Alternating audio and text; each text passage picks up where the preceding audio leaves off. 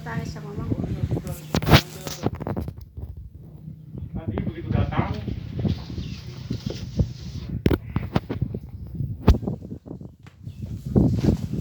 meributkan masalah, mengeluhkan kepada Jokowi, ya, kemudian kepada aparat keamanan. Saya pikir begini, zaman sekarang nggak ada pemerintahan yang apa itu? Siapa bisa jawab? Nggak ada pemerintahan yang tidak melindungi rakyatnya. Mantap. Jadi waktu saya kuliah, hukum adat itu tolong dibanggakan. Ya. Hukum adat itu artinya sekelompok. Kalau di Jawa, hukum adat hanya di keraton.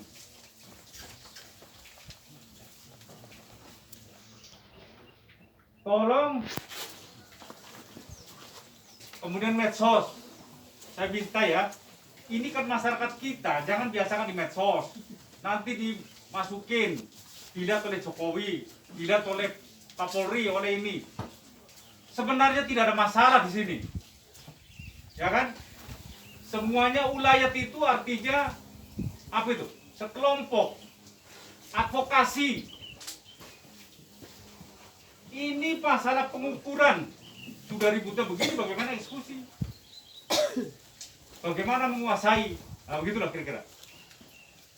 Kalau tidak salah, tanah itu, ya apa namanya? Ada istilah tanah sebagai fungsi sosial.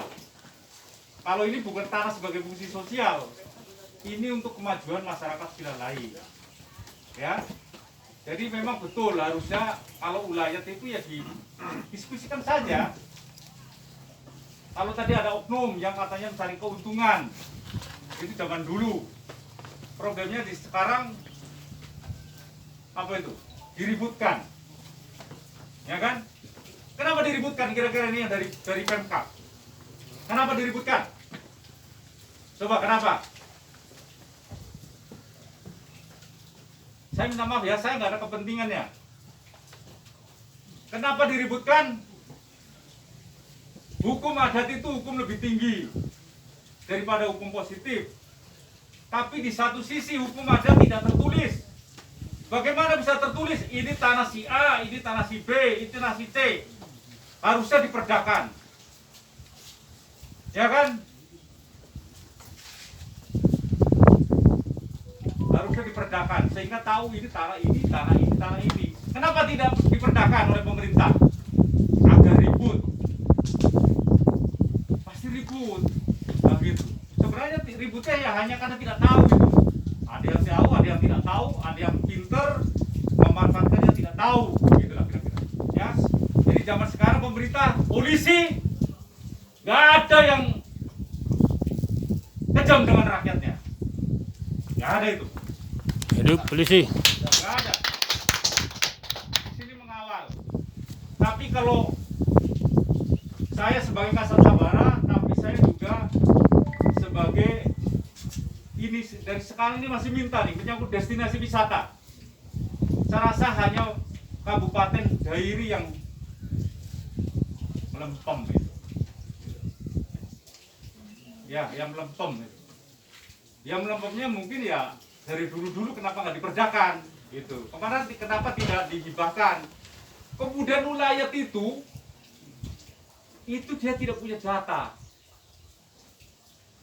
Kalau saya sebagai orang ulayat sebenarnya saya minta maaf ya. Kalau di data, diukur namanya itu di data itu bersyukur. Tapi kalau dikuasai kalian marah. Saya nanti dulu. Pemerintah jangan cepat-cepat sembarangan. Nah itu. Tapi kalau diukur itu namanya di data. Pihak ulayat bisa menggugat pemerintah dengan data itu. Kalau ngawang-ngawang tanah ulayat Parja Ujung dari gunung ini sampai sungai ini. Loh, saya mantan kandidipikor saya di sini. Saya udah lama di sini sebenarnya. Saya orang lama saya sebenarnya. Saya perhatian kali dengan adat. Saya pernah menyelesaikan juga kasus gambar Sigalinggi. Saya turun tangan secara adat, hargai adat. Terima, serahkan Jember itu. Jangan kamu serahkan sama pendeta, akhirnya pendetanya digebukin.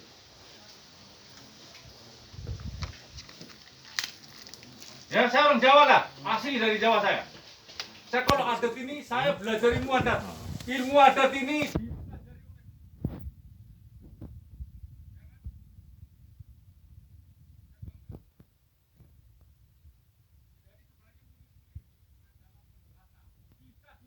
pemerintah, bisa dipakai oleh ulayat.